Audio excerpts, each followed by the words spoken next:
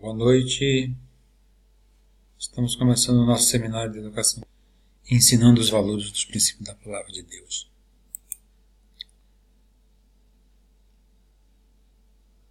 Deus, ele sempre teve um cuidado com a formação do caráter do seu povo. A gente observa isso quando Deus deu a lei de Moisés, a incumbência dos pais de ensinarem a Palavra de Deus a seus filhos.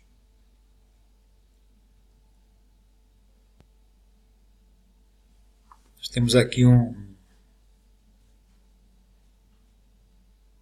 definição de o que é educação, que é o processo de desenvolvimento da capacidade física, intelectual e moral da criança e do ser humano em geral, visando a sua melhor integração individual e social. E a educação cristã ela vai além da educação no âmbito humano, porque ela atinge também a parte espiritual.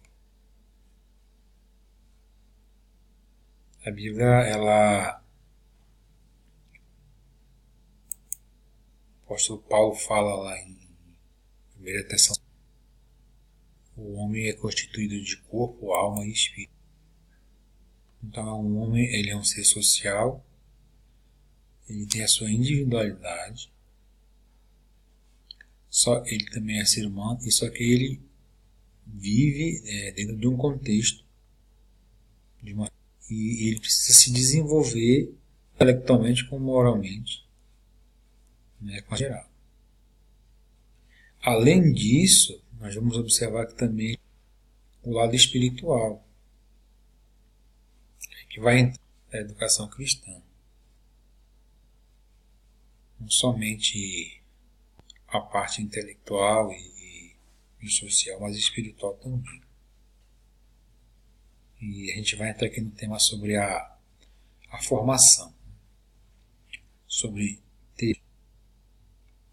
Então, onde nós estamos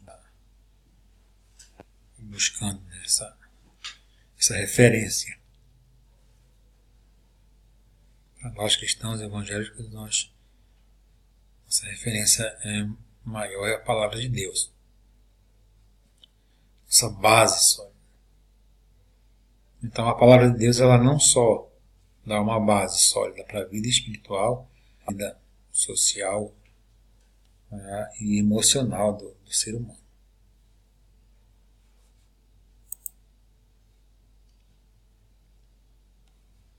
A gente observa que quando Deus deu a lei para Moisés, ele tinha a responsabilidade de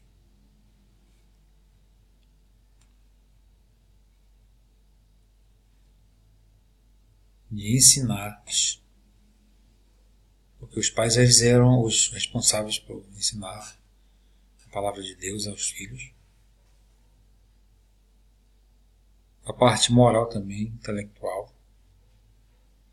Depois Deus foi vamos dizer assim, completando, os sacerdotes, os profetas. Mas a responsabilidade, você pode observar lá em Deuteronômio 6:7, e Deus deu essa responsabilidade para os pais ensinar os filhos, deitando, levantando, andando no caminho. Então essa é uma responsabilidade dos pais, das crianças, de ensinar. Ao longo do tempo esse modelo, esse período aqui de Esdras e Neemias também foi muito forte, o ensino das escrituras. Então a gente observa aqui a preocupação. Quando o povo de Israel foi levado para o cativeiro, lá eles criaram as sinagogas, que era para estudar e orar. Já no contexto do Novo Testamento, a gente vai observar aqui que existem algumas sinagogas, como por exemplo, em Jerusalém, em Damasco, em Chipre. A sinagoga de Damasco ela vai ser o Saulo de Tarso, e a sinagoga de Antioquia, estabelecida nessa cidade também, e Éfeso. Tá? Em Mateus 9, João 18:20, estão registrados que já eram casas de instrução também.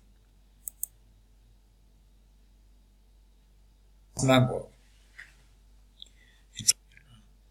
Era o Antigo Testamento, a administração da justiça para os infratores, porque as leis estabelecidas, vale explicar aqui que a lei de Deus vai se dividir em 3 partes: a lei moral, a lei civil e a lei religiosa. Então Deus estabeleceu mandamentos e leis, tanto para a vida espiritual, para a vida social, como para a vida religiosa, para que seu povo obedecesse. Então a sinagoga especificamente, ela tinha a responsabilidade de ensinar as crianças, né? De ministrar a educação moral e religiosa a partir dos 6 anos. Aos 13 anos ele estudava a lei, os profetas, a poesia, a história de Israel e os ritos cerimoniais. Dos 10 aos 15 anos estudava as interpretações da lei e as tradições dos anciãos. Também, além desse conhecimento, eles estudavam a gramática, dialeto, a geometria, que abrangia aí a geografia, a história natural e a botânica, a aritmética do dia a dia, e a música. Olha, ela tem um papel muito importante, né, na história do povo de Israel. Temos aí Davi, maiores escritores do livro de Salmos na Bíblia, e vocês sabem que o livro dos Salmos, cada salmo é uma canção. Vamos falar um pouco agora sobre o propósito da educação cristã. É expor a palavra de Deus ao homem para se desenvolver espiritualmente. Então, o propósito específico da educação cristã tem a ver com o desenvolvimento dele na sua vida espiritual, no seu relacionamento com Deus. Só que, como eu falei, a educação cristã, ela abrange, né, o homem no seu relacionamento, né, humano, físico, também na área sentimental, suas relações sociais. Tá? Mas o objetivo principal da educação é o desenvolvimento, o crescimento espiritual. Apóstolo Paulo, apóstolo Pedro, os outros escritores da Bíblia, dos livros do Novo Testamento, eles vão já falar muito a respeito desse tema. Tá? Mas baseado aqui em Atos 2,42, que fala a respeito do ensino, da doutrina dos apóstolos, nós temos aí que tanto Paulo como Barnabé, citando esse exemplo deles aqui, passaram aí por períodos em diversas regiões na Ásia Menor, pregando e ensinando a palavra de Deus. A própria igreja primitiva em Jerusalém, ela se multiplicou devido à pregação e o ensino, né, das doutrinas de Cristo, das doutrinas dos apóstolos.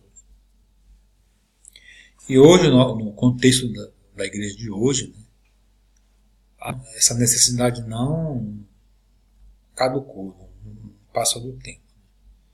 O apóstolo Paulo, quando ele escreveu a Timóteo, ele falava a respeito que ele deveria pregar e ensinar a tempo e fora de tempo. Então, hoje a igreja ela tem essa responsabilidade de continuar ensinando, de continuar formando espiritualmente, mas também formando o caráter baseado nos valores e nos princípios da palavra de Deus. Falando agora mais especificamente a respeito do ministério de ensino, o apóstolo Paulo, que Deus entregou à igreja, o texto de Efésios 4, 11 a 13, Jesus ele vai estabelecer na igreja, separar, né, e capacitar homens e mulheres também com os dons ministeriais. E dentro desse contexto existe essa exigência, entre aspas, né, de se dedicar ao ministério que você recebe da parte de Deus. Os outros textos de Coríntios e Romanos aqui vai falar a respeito dos dons de serviço também. E não deixa de ser também ministérios, né, que Deus estabeleceu para a igreja. Aqui com uma diferença, que agora o professor é o próprio Espírito de Deus, o Espírito Santo. Ele tem a responsabilidade de formar o caráter de Cristo em nós. Talvez com a principal finalidade. A principal finalidade que o Espírito Santo foi derramado, foi enviado, para levar o aluno, né, a conhecer a Deus, reconhecer Deus como o Criador, como o sustentador, como o provedor de todas as coisas. Então, e também levar o estudante, o aluno, a ter um relacionamento. Não somente Deus no sentido de ser o Criador, mas sim de ser um pai que se relaciona com as suas criaturas, com seus filhos. E a função do pai é amar, é proteger, é cuidar, é prover. E todo esse também corrigir. Aqui é um tema bem atual, né, porque às vezes muitos pais estão aí se esquecendo da disciplina, da correção. E o amor sem disciplina não é amor. O amor sem limite não é amor. Esse é o primeiro objetivo. Outro objetivo da educação cristã é levar os ouvintes, os alunos, a reconhecerem quem é o Senhor Jesus. Né? Reconhecer, em primeiro lugar, Deus como Pai, em segundo lugar, o Senhor Jesus como Salvador e Senhor. Atos 16:31. Crer no Senhor Jesus, será salvo em tua casa. E a partir daí, se tomar uma decisão, Jesus ele fez dois convites. Né? O primeiro convite foi: vinde a mim, e o outro é: vinde após mim. Jesus então chama as pessoas para nascer de novo, se tornar seus seguidores, porque ele é o único caminho, a verdade e conhecer aqui o terceiro objetivo, o Espírito Santo de Deus. A obra do Espírito Santo de Deus é uma obra singular, né, na vida. E Deus ele enviou seu Espírito para ser o nosso... Ele que intercede por nós com gemidos, Ele que nos capacita, Ele que nos revela, Ele que nos dá entendimento, Ele que nos guia nessa nossa caminhada. É daí a necessidade de sermos cheios da presença do Espírito Santo de Deus. Através do ensino bíblico, da educação cristã, é uma escola de preparação e a formação do crente, do cristão.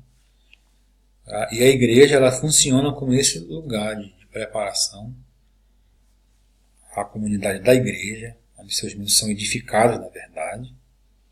E a partir desse conhecimento de Deus, do Espírito Santo, da palavra, o Senhor fundamenta neles também o compromisso de serem seus discípulos, serem seus seguidores. E dentro desse contexto aqui, há o compromisso de se anunciar o Evangelho, contribuir, orar, todo esse contexto da grande comissão que Jesus estabeleceu lá em Mateus 28, 18 e 19. E aqui para terminar, desenvolvendo o caráter também, o caráter moldado à semelhança de Cristo, através do ensino da palavra de Deus, através das boas obras em Cristo Jesus. Então, nesse contexto, com a graça de Deus, a gente termina aqui esse tema e você possa ter sua vida edificada. Comentar, você pode fazer pergunta, tá? E deixar aí, na medida do possível, estar respondendo.